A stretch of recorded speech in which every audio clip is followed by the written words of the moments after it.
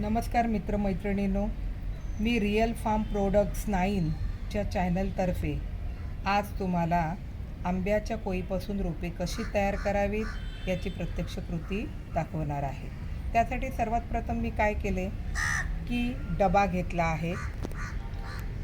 हा डबा तुमच्याकडे श्रीखंडाचा किंवा तुमच्याकडे काही वस्तू आणलेल्या असतील त्याचे डबे आहेत. त्या डब्यांना मी धारदार वस्तूने होल केलेले आहेत खालच्या बाजूने,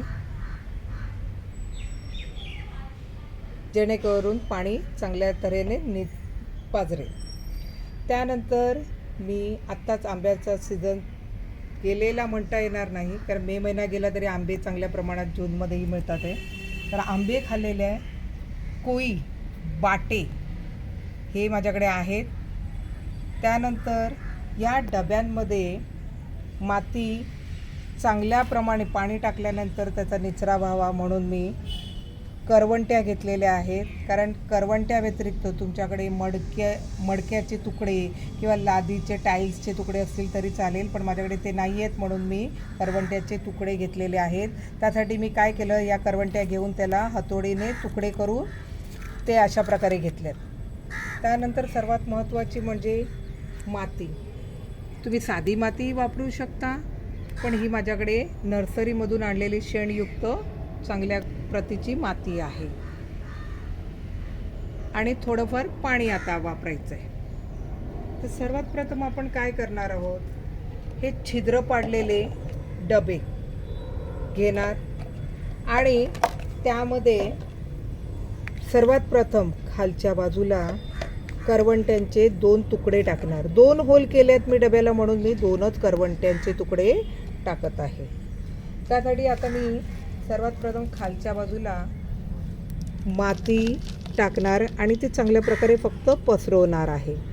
ती पसरवताना तुम्हाला त्यातमध्ये दगडं किंवा गवतं काय सापडली तर ती तुम्ही बाजूला सारायची आहे, काढून टाकायची आहे. अशा प्रकारे मी माती फक्त टाकत आहे, दाबत नाही आहे.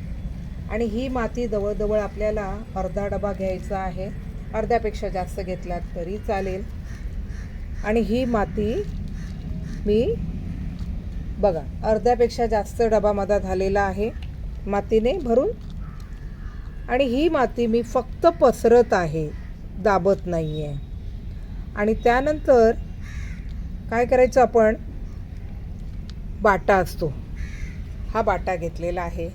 या बाट्याचा फुगीर आकार वरच्या बाजूला असतो. इकडे निमुळता आकार आहे, वरच्या बाजूला फुगीर भाग असतो.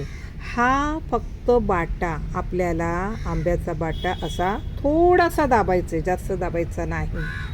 आणि त्यानंतर त्याच्या आजूबाजूला पहिला सर्वात प्रथम आजूबाजूला आपण माती पसरवायची आणि नंतर मधोमध थोडीशी माती टाकून तिला सरळ करून घ्यायची.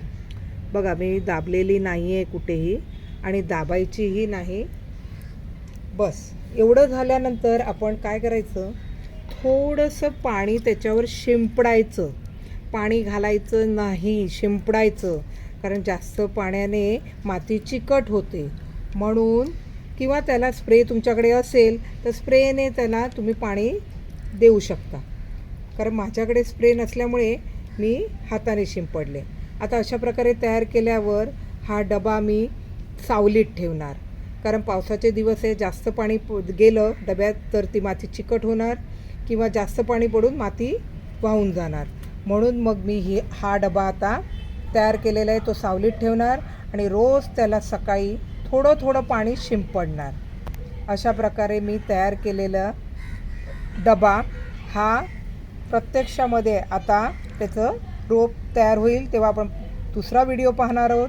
पण सध्या हा व्हिडिओ आवडला असेल तर व्हिडिओला लाईक करा आणि आमच्या चॅनलला सबस्क्राईब करा. धन्यवाद.